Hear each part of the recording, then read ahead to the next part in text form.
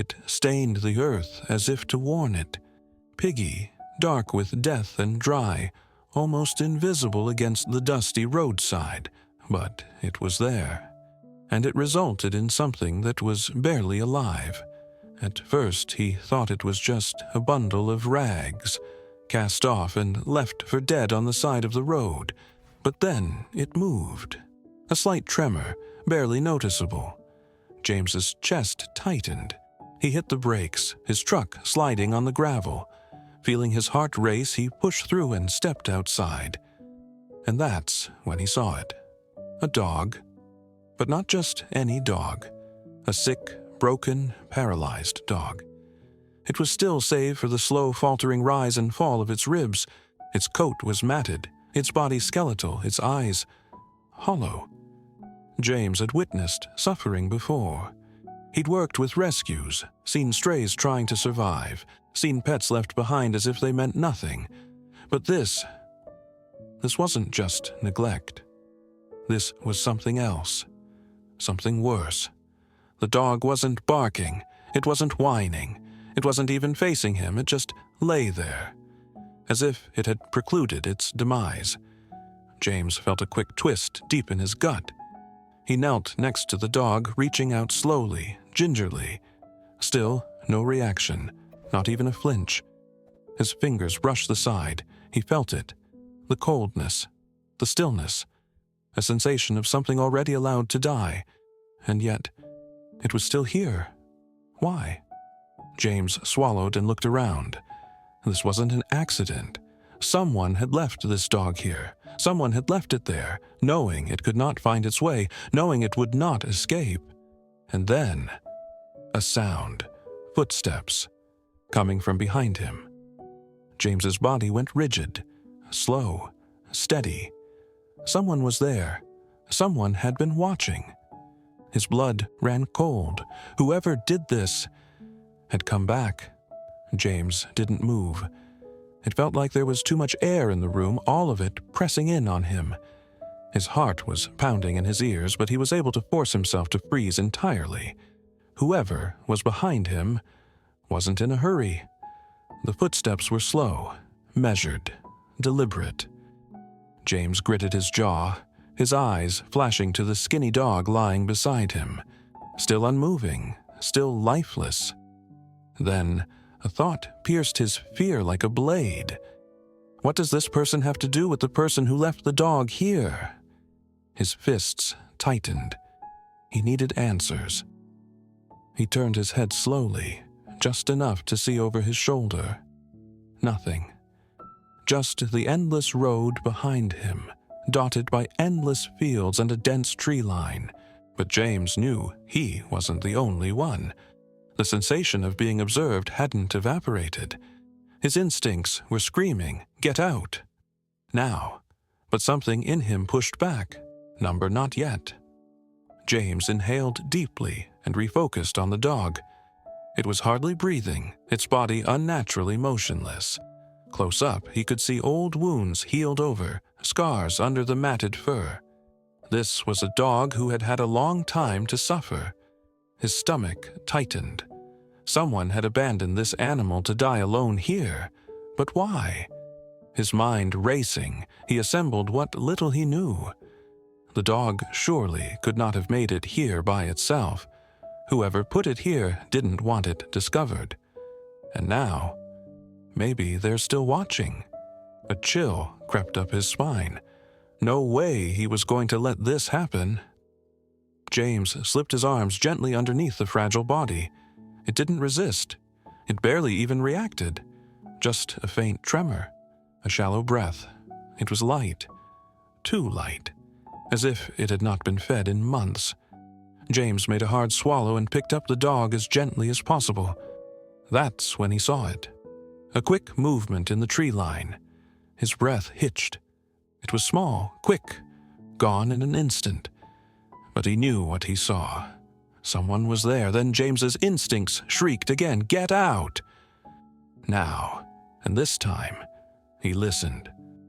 Hugging the faltering dog to his chest, he turned and sprinted back toward his truck.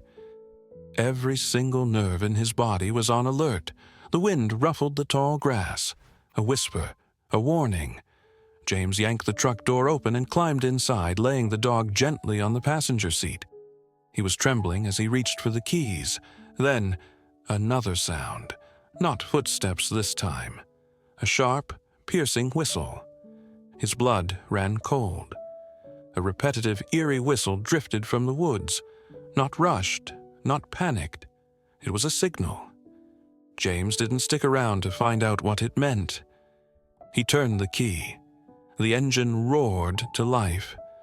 Without lingering, he dropped the truck into gear, sending a cloud of dust around him as he pulled away from the roadside.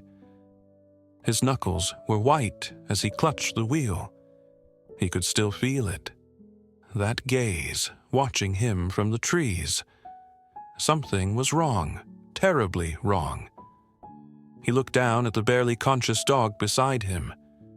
What the hell had he just signed up for? And more importantly, to whom was he sending his dog's salvation pleas? James hurtled down the deserted road with the truck's tires squealing against the asphalt.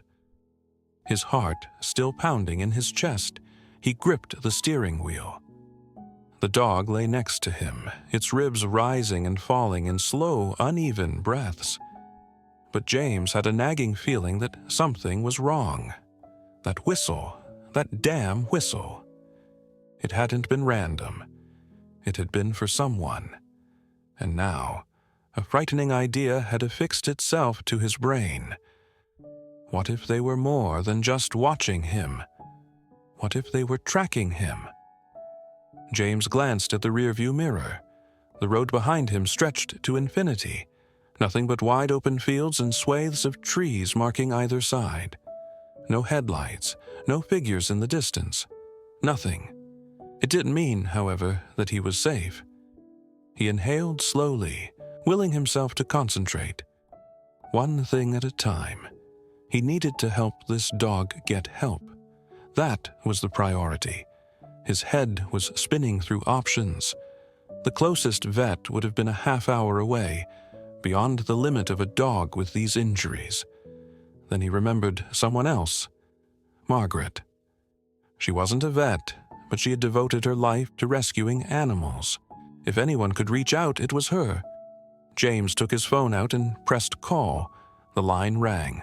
Once, twice. Then, "James?" Her voice was thick, disoriented. He hadn't even noticed what time it was. "Margaret, listen. I don't have time to explain, but I need your help. I found a dog. It's bad, really bad." A pause. And then all the sleep left her voice.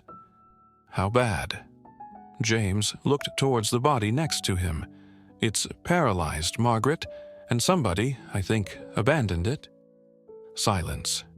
Then, in a voice lower than before, "Get here, now." James nodded, though she could not see him. "I'm on my way." 20 minutes later, James drove into the long gravel driveway that belonged to Margaret, his headlights piercing the thick fog that had settled over the land. Her home was modest but solid, a rustic cabin set at the fringe of an immense forest. The light on the porch was already on. Margaret was waiting for him. James hardly got the truck in park before she was pulling open the passenger door. "Oh my God," she whispered. Shaking, she picked the dog up from the seat and placed it in her bosom. James trailed her in, his heart still pounding. Margaret acted quickly, placing the dog on a padded blanket by the fireplace. She practiced running her hands over its body to see if it had any trauma. James stood back, watching. Then she froze. James's stomach twisted. "What?" he asked. Margaret paused before speaking. Instead, she gingerly turned the dog onto its side, exposing its undercarriage. James, blood running cold, looked at him. For there, scorched into the dog's skin, was a mark, a deep, ring-shaped brand, the perimeter still raw and scabbed.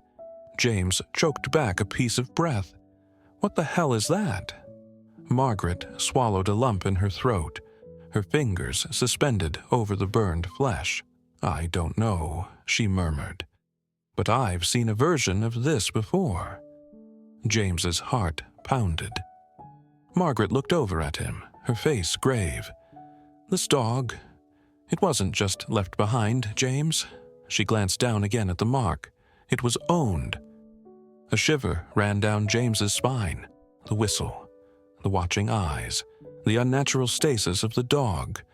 It all made sense now. Someone had done this. And if they'd gone to the trouble of branding this dog, they weren't going to let it slide. The room was silent except for the slow, shallow breaths of the wounded dog. James couldn't take his eyes off the brand. It was ugly, raw, and burned deep into the dog's flesh. But what made his stomach twist was its shape, a perfect circle, with strange, jagged lines carved through the center. Not random, not accidental, deliberate. Margaret was still staring at it, her fingers hovering just over the scar. Then, in a voice barely above a whisper, "I've seen this before. It's not the first time." James's pulse spiked. His gaze snapped to her. "What do you mean?" Margaret finally pulled her hand back, exhaling shakily. "It was 2 years ago," she murmured quietly. "A man came to my door, like you did tonight." James felt his chest tighten. "He was with a dog," Margaret continued. "A big one. Doberman mix, full grown, just hanging on. It had the same mark, right here on the side." James swallowed hard. "What happened to it?"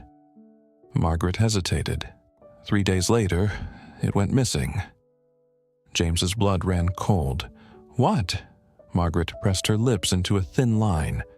"I was nursing it back to health so it could heal, and it was finally starting to trust me." She swallowed. "Then one night, I heard whistling just outside my window." James felt his stomach drop. Margaret nodded slowly, as if confirming what he was thinking. The following morning, the dog was gone. James's jaw tightened. "No signs of a struggle?" Margaret shook her head. "No footprints, no broken locks, just gone." James ran a hand through his hair, his mind racing. If this was the same mark, then that meant whatever happened to that dog 2 years ago wasn't over. And now they had another one. James looked back at the frail creature lying on the floor. It was still breathing, but barely, having no idea of the danger it was in. James clenched his fists. "Nope," he muttered to himself. "Not this time." Margaret looked at him, eyes narrowing. "What are you thinking?" James exhaled sharply. "I don't know," he admitted, "but I'm not going to let them take this dog." Margaret studied him for a moment, then gave a slow nod. "So then, we have to identify who the hell they are." The first clue. Margaret grabbed a small flashlight and leaned in closer to inspect the brand. James watched as her expression darkened. Then she froze. James's pulse spiked. "What?" Margaret blinked and turned to him with a serious look. "There's something beneath the scar." James leaned closer. It was barely visible, hidden under layers of damaged skin, but it was there. Ink, faded, almost completely erased. A tattoo. James felt his heart skip a beat. Dogs didn't get tattoos, not like this. Margaret reached for a damp cloth and wiped away some of the dirt. The shape of something began to take form. A number, a serial number. James stared. "What the hell?" Margaret's fingers traced over the faded digits, her face unreadable. This dog wasn't just owned. She swallowed. It was registered. James's chest tightened. Who the hell brands a dog and registers it? Before he could say anything else, a sound from outside. Both of them froze. It was faint, barely a whisper through the trees, but James recognized it instantly. The whistle. Not one, two, a call and response. His blood ran cold. They weren't alone. Margaret's voice was dead quiet. "James." He turned to her, heart hammering. She swallowed. "I think they just found us." James and Margaret remained where they were. The outside air was heavier at night now, thick with something neither of them could see but both could feel. That whistle, not just one, two, a call and response. James balled his fists, his pulse pounding in his ears.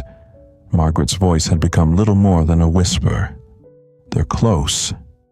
James's gaze darted to the window. The porch light cast a dull glow over the yard, but what waited beyond? Nothing but shadows. His instincts cried, "They're out there," watching, waiting. From the blanket near the fireplace, the paralyzed dog emitted a pathetic whimper. It was still breathing, barely, but there was one thing James knew for sure. Whoever had put it out to die hadn't given up on it just yet. Margaret seized a small rifle from behind the couch, her movements quick, rehearsed. She didn't look scared. She looked ready. James's voice was low, measured. "You have a gun by the couch?" Margaret did not look away from the window. "You run an animal rescue long enough, you learn a thing or two about unwanted visitors." James nodded. Fair enough. But this was more than some lost hunter just wandering too far off the road. This was something worse. James turned back to the door, everything racing in his mind. If they were out there, why hadn't they made a move? Why were they not knocking, breaking in, doing anything? Unless they didn't need to. James's stomach dropped. His eyes shot to the dog. Oh, hell no. He had moved quickly, scooping the frail creature into his arms. Margaret turned her head sharply in his direction. "James, what are you—" "They're not here for us," he interjected. "They're here for this dog." The realization hit and Margaret's face went white. They weren't here to fight. They were here to wait. Wait for the dog to be unsupervised. Wait until James and Margaret let down their guard. And when they did, they'd take it back. Not happening. James wrestled his way to the back door. "We need to get out of here. Now!" Margaret trailed behind, gripping the rifle tight. But just as James was about to grab the doorknob, a noise, not a whistle this time, a thump, from the roof. James's blood ran cold. Margaret gripped the rifle tighter. "They're on the house," she said in a low voice. James hardly had a chance to respond, because the power went out. The darkness fell. Everything fell into pitch darkness. The whir of the old refrigerator stopped. The gentle whir of the heater was gone. Silence. Then, a faint tap on the window. James's breath hitched. Margaret barely moved. Step by step, James crept toward the window. The world beyond the window was dark, his old home bathed in enough silvery moonlight to make out the outline of the yard. He couldn't see them, but he knew they were there. Then, something moved, not in the yard, just on the other side of the glass. James froze. A hand, not knocking, not pounding, just resting there, flat against the window. Still, waiting. James's whole body seized up, and then a low, deliberate whistle. The exact same one as before. Only this time, it was inside the house. The air in the cabin was thick and suffocating. James didn't breathe. Margaret didn't move. Like a warning, the handprint on the window froze in memory and on glass. And then, that whistle, low, slow, inside the house. James's hand squeezed the paralyzed dog harder. His mind raced. How? How the hell had someone been inside there without them knowing? Margaret's fingers clenched the rifle, knuckles turning white. Then, another sound. Not a whistle this time. A creak from the hallway. James turned his head like his heart was hammering. The hallway receded into the darkness. the door to Margaret's storage room now ajar. His stomach twisted. They hadn't opened that door. He took a slow step backward. His pulse thudded in his ears. They weren't alone, not anymore. The shadow in the hallway. James cast a glance at Margaret, hardly audible. How many doors are in this house? Margaret's voice was tight. 2. James exhaled. Which one's unlocked? Margaret swallowed hard. The back. James nodded. That was their way out. But they had one problem. Someone or something was in the house with them. James took another deliberate step toward the hallway, wanting to be as quiet as possible. The air felt a little colder now, as if the temperature dropped several degrees in mere moments. The door to the storage room squeaked once more. James's gut twisted. Then a shadow moved, right behind the door. James's chest tightened. He saw bare feet, pale, motionless, waiting. James's throat jarred with a caught breath. Whoever was in that room wasn't hiding. They were watching. James clenched his jaw. Enough. He moved, fast, kicking the door wide open. The impact rattled the walls, but what about the room beyond? Empty. No one there, just piles of storage boxes, a couple of shelves, and James froze. Because on the backmost shelf in a tidy row were 5 collars, all of them still with name tags attached. It made James shiver slightly. He stepped closer. Margaret was right behind him, muttering, "What the hell?" James tipped it over in his fingers when he reached out. It looked old, the engraving faded, but he could still read it. Duke. His fingers were on the next one. Lenny, another, Maggie. His throat went dry. All 5 of them. 5 different names. 5 different dogs. And then his gaze fell on the last collar. It was newer than the others, shiny, untouched by dust. Turning it over, James felt his stomach drop, and there, inscribed in the metal, was a name he recognized. The dog lying in his arms. James felt his pulse explode. This dog already had a collar made for him, as if they knew it would all come back, as if it had never really gotten away at all. Margaret exhaled sharply, her voice trembling. "James, we need to leave." James didn't argue. They turned back into the kitchen to the back door. James's heart raced as he reached for the knob, and that's when he saw it. Past the little glass window of the door, a figure, standing just outside, not moving, not knocking, just waiting. James's chest tightened. It wasn't just one person. More shadows moved in the darkness behind them. Not running, not rushing, just standing, watching. James could feel his fingertips grow numb, because he got it at last. The whistle wasn't a warning. The brand wasn't a mark. It was a message. And now, here at the back door, looking at him through the glass, was the one who had sent it, the one who had been there the whole time. And in the dim light on the porch, James could finally see their face. His blood ran cold, because it wasn't some random stranger. It was someone he knew. Everything around James became a single wavelength, the figure at the back door. It wasn't a shadow anymore. It wasn't just some random passerby. It was someone he knew. Margaret caught her breath in her throat. James. James couldn't speak. The person staring right at him through the glass just beyond was Samuel Carter, a man James hadn't seen in years, a man who'd been pronounced dead. James's stomach twisted. This couldn't be real. Sam was gone.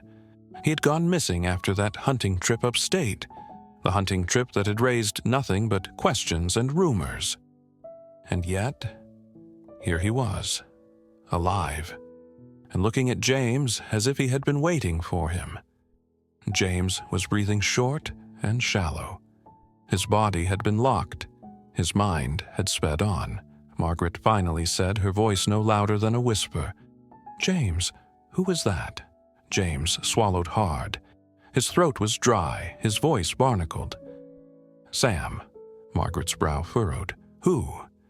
James didn't answer, because in that moment, Sam moved. He had a head tilt, a dog-like ears pitched forward tilt when he heard something he didn't understand in the distance. Then he smiled. But there was something off about it. It was slow, deliberate too much, as if he was remembering how to do it. And then he lifted his hand, not to knock, not to open the door, but to press his palm flat against the glass, just like the other handprint on the window. And something in James's gut twisted. That handprint from before. It had been him, inside the house Sam had. James's stomach dropped. He instinctively stepped back, and that's when he saw it. Sam wasn't alone. Behind him, lit only by the dim glow of the porch light, more figures moved, silent, motionless, just watching. James could hardly get the words out. "Margaret, get the gun!" The unseen enemy. Margaret was too quick, her fingers grasping the rifle once more. James didn't wait. He reached for a lock on the back door. If Sam had been out there, then the house wasn't safe. They needed to move. But as soon as his fingers grazed the lock, Sam's expression changed. The keenness, bordering on amusement, evaporated. And for the first time, his eyes looked wrong, like he wasn't really there. James's breath froze in his throat. Something was terribly, terribly wrong. Then Sam leaned his forehead against the glass, and he whispered, so low that James could barely hear it, "You could have left it at that." James froze. His mind raced, putting it together. He was not referring to himself. He was talking about the dog. James tightened his grip on the lock. Then, a sudden movement. Margaret shouted. James didn't have time to react before the power came back on. A bright, blinding light filled the house. James's eyes adjusted fast, but when he turned to check the door, Sam was gone. The porch was empty. The figures in the yard, gone. No footsteps, no sound. Only the distant rustle of wind in the trees. James reeled backward, panting sharply as his chest billowed in and out. Margaret looked at him, her bloodless face. What the hell just happened? James ran a hand through his hair, shaking the fingers. "I don't know," he admitted. But deep down, he did. He knew precisely what had just occurred. They hadn't come to break in. They hadn't come to fight. They had come to warn him. And the worst part? James didn't even know what he was fighting yet. There was a suffocating silence in the cabin. James could hear his pulse pounding in his ears. He stared at the empty porch, trying to assimilate what he just witnessed. Margaret's voice broke the stillness. "James." He turned. She was still holding the rifle white-knuckled, but her eyes were on the back door. James followed her stare, and he gasped for air in his throat. The handprint. It was still there, but there was something wrong about it. The lines, the shape. It was too perfect, almost burned into the glass. James stepped forward slowly, gingerly. His stomach twisted. Then he saw it. Not just the handprint, but what was inside it. A symbol, a circular, jagged scar, the same one seared into the dog's skin. James's heart pounded against his ribs. Margaret whispered hoarsely, "They're not simply marking the dogs." She glanced up at him, her eyes wide. "They're marking us." A chill ran coldly down James's back. This was no longer just about the dog. This was something bigger, something that was already underway. And now, they knew where he was. A name that shouldn't exist.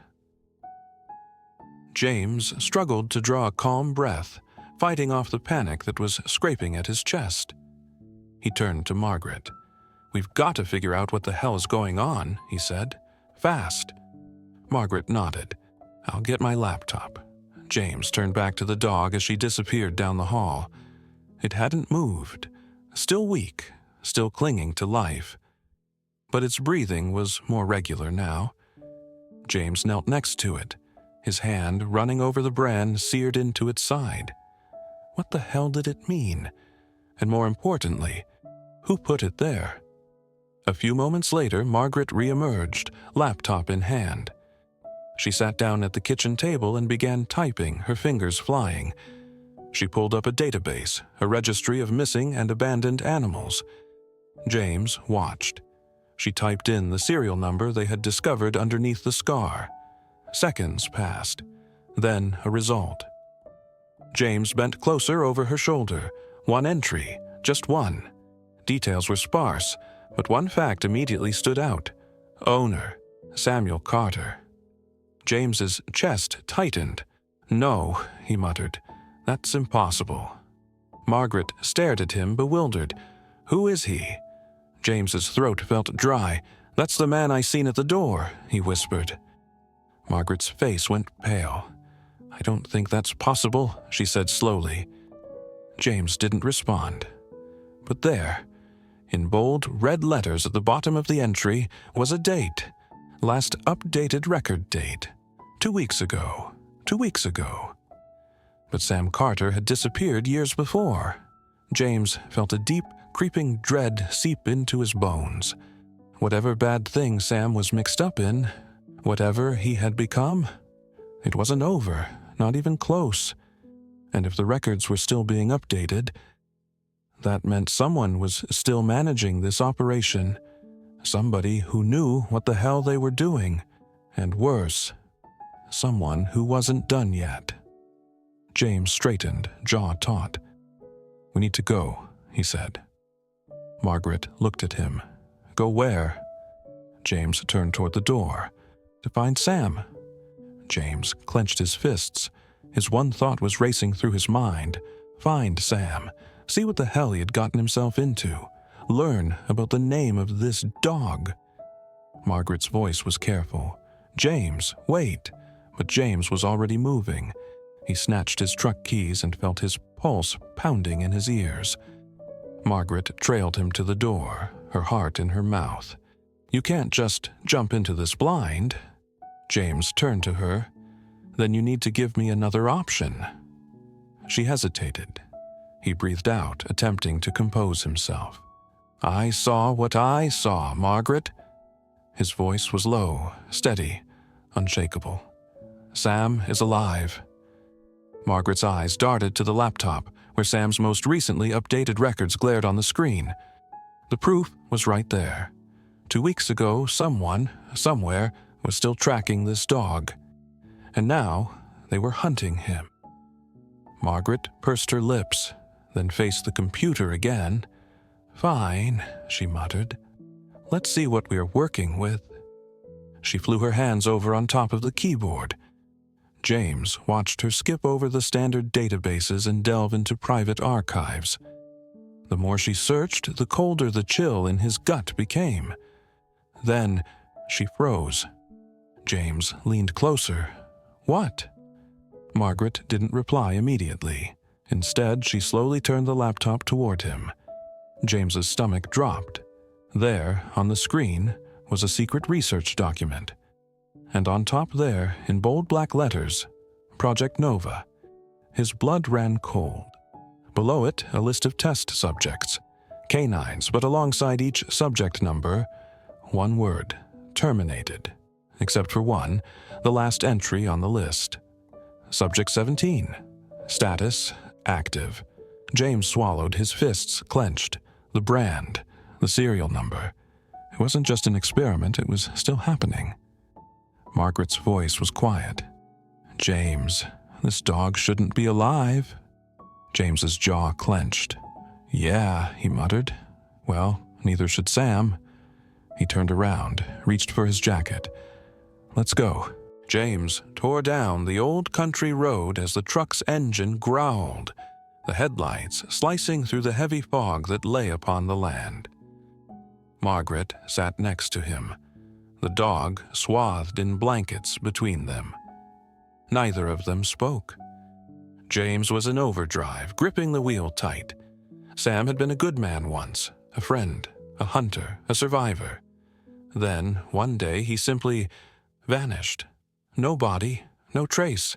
People assumed he got lost, that he had an accident, but now James knew the truth. Sam hadn't disappeared. He had been taken, and whatever had taken place with him, it was still happening. It was Margaret who finally broke the silence. "We don't know where to start looking."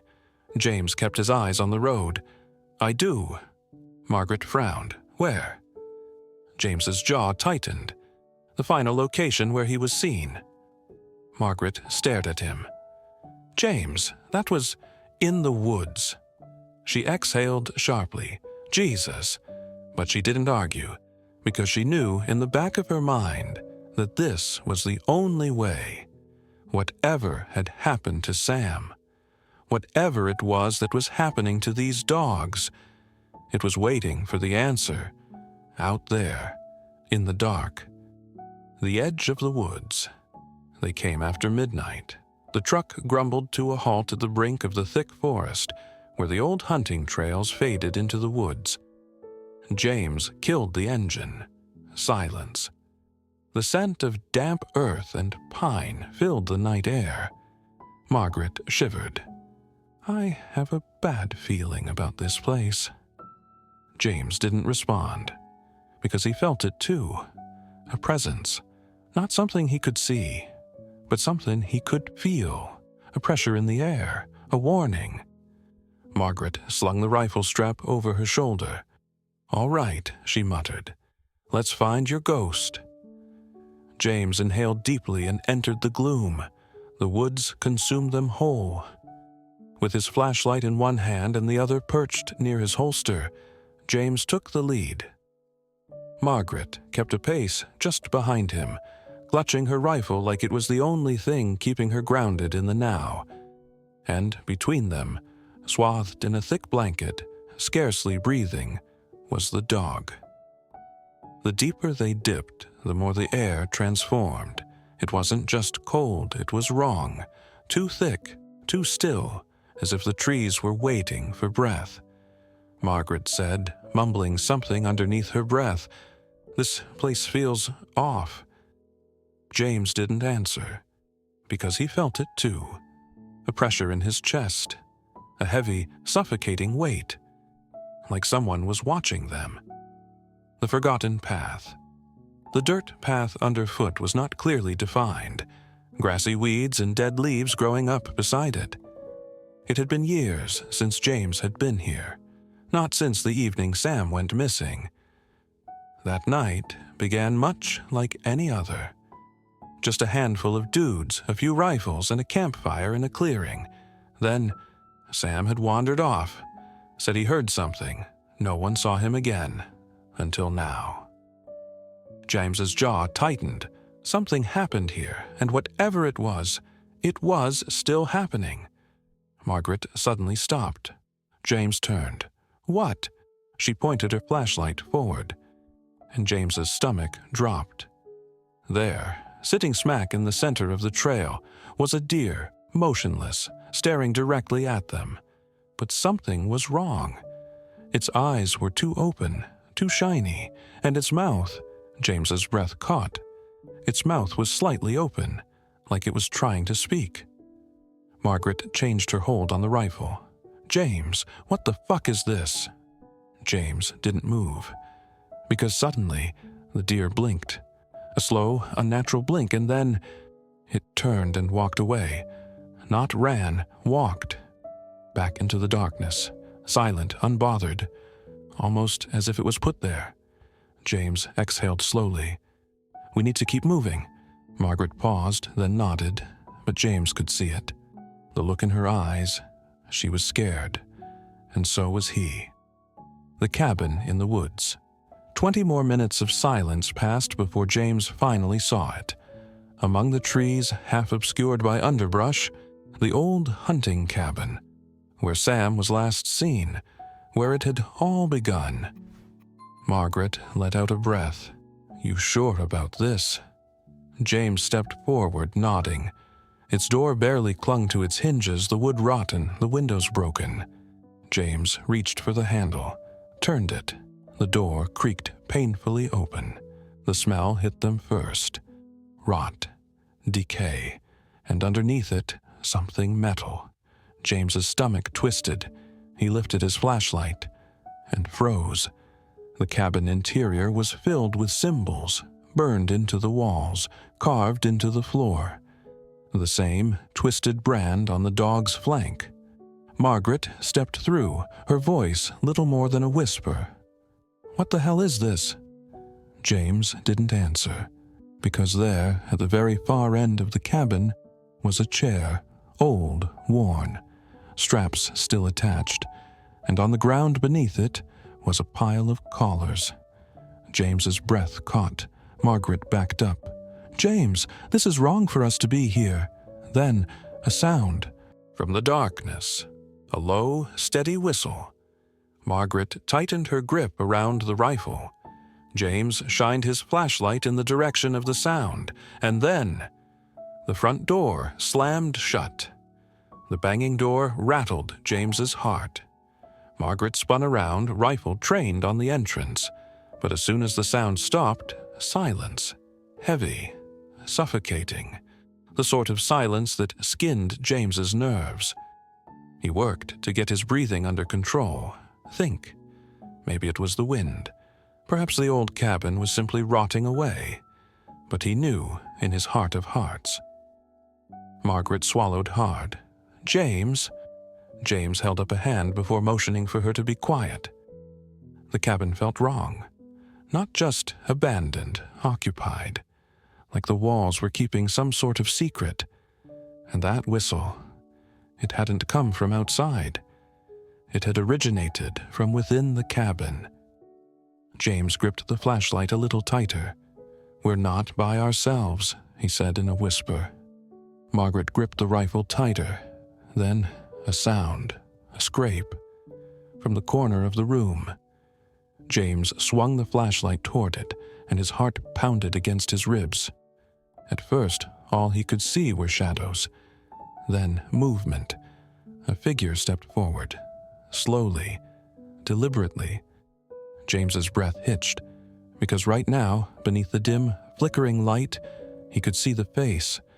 And it was Sam, the man who shouldn't exist, Margaret swore quietly, stepping back. But James? He couldn't move. He couldn't breathe. Because Sam wasn't simply sitting there. He was grinning, a slow, almost robotic smile, like someone who has forgotten how to be a human being. James's stomach twisted. "Sam?" The name tasted strange on his tongue. Sam didn't blink, didn't answer. He just tilted his head, like the deer, like the dog. James's fists clenched into balls. "Where the fuck have you been?" Sam's face did not change. Then, in a tone that would later give James chills, "I never left." James felt sick. Something was wrong. This wasn't his friend. This wasn't the man he knew. Margaret's voice had become just a whisper. "James, we need to go." But James didn't move, because he saw it. The scar on Sam's neck, jagged, circular, burned into his skin, the same mark as the dog. James's breath hitched. He barely got the words out. "What did they do to you?" Sam's smile widened. And then the whistling started again. But this time, it wasn't coming from Sam. It was coming from all over them, from the walls, from the ceiling, from the shadows. Margaret spun, panicked. "James, we have to." The lights went out. The awakening. James couldn't see, but he could hear. The whistles rising, the breathing in the dark, and then a low growl, not from the dog, from something else, something big, something waiting. James grabbed Margaret's arm. "Run!" she didn't hesitate. They bolted through the darkness, via the unseen hands that reached from the shadows.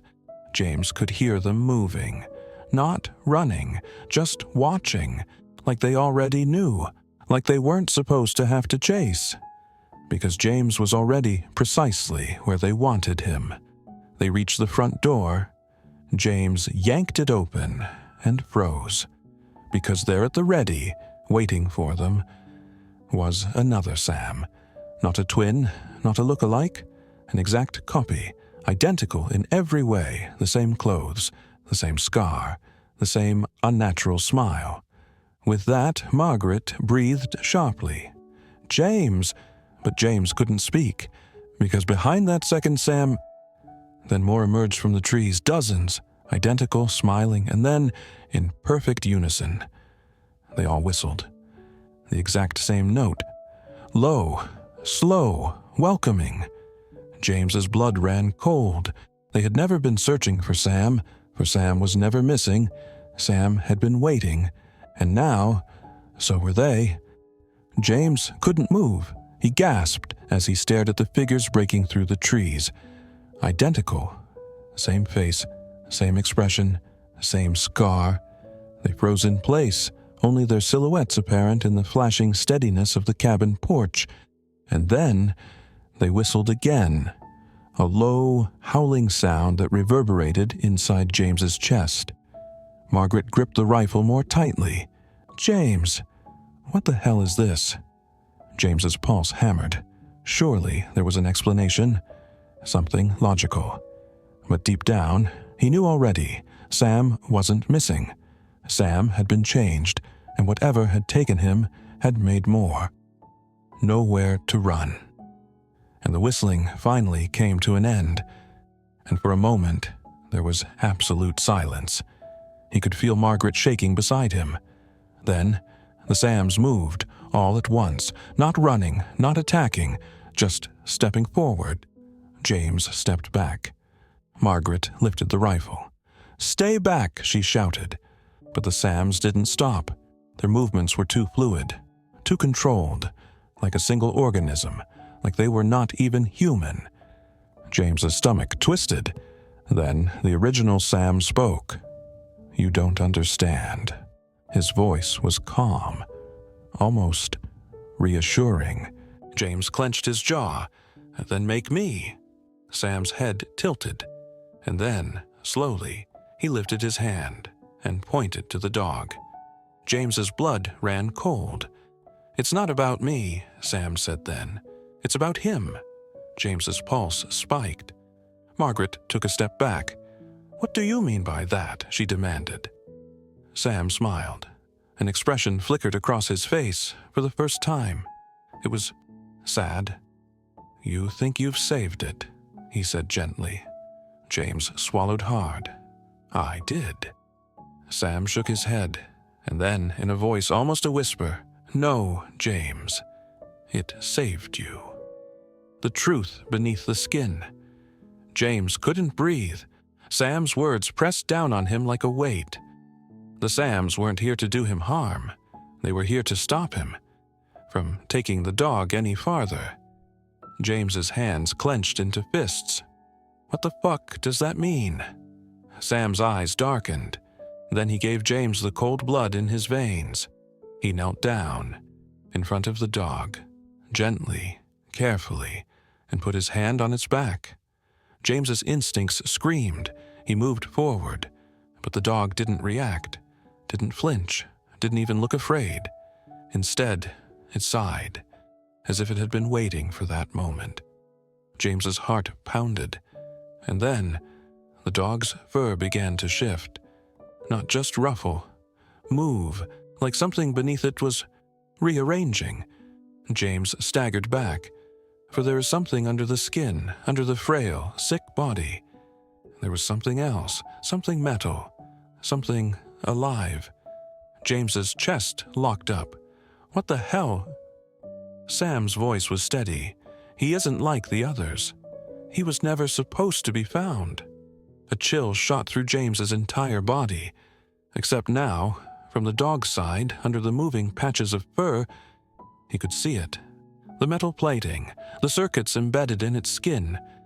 The mark that wasn't a scar at all, but a seal, a lock. James staggered back, and then the dog opened its eyes. For the first time, open for real, glowing. And James finally understood he hadn't rescued it. He hadn't saved it. It had let him take it. It had needed to get here, because this was not just a dog, the last subject of Project Nova, and whatever it was about to wake up. The eyes of the dog blazed in the dark, glowing, unnatural, not like an animal's, nothing like anything James had ever seen. His throat tightened, his breath held up as he stepped back slowly. Margaret clenched the rifle, her knuckles whitening. James wanted to speak. I just wanted to know what the fuck that was. But deep down, he knew already. The dog was not only a survivor. It wasn't simply experimented on. It was the experiment. And now, it was waking up. The final warning, Sam knelt beside the dog, his hand flat on its back. His tone was steady, but his expression was tormented. "You don't know how to listen to me, James." James's heart pounded. "Listen to what?" Sam's gaze lifted. And for the first time, James saw it. The fear. Sam took a deep breath. This thing was never supposed to go out. James clenched his fists. Then why did it? Sam exhaled slowly. And then, in a voice scarcely louder than a whisper, "Because it wanted to." James's chest tightened. Sam gazed at the dog again, his fingers twitching across its fur. "They built it," he said, "not as a weapon, not as a soldier." James stayed silent. Margaret entered a position with her finger close to the trigger. Sam's next words then chilled James's bones. "They built it to learn." James's mind raced. Learn what? Sam swallowed hard. Us.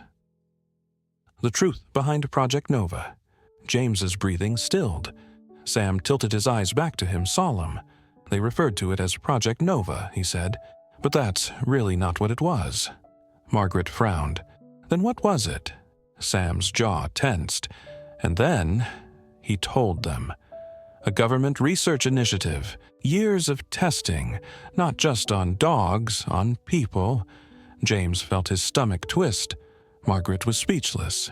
They were not creating super soldiers, Sam added. They were making copies.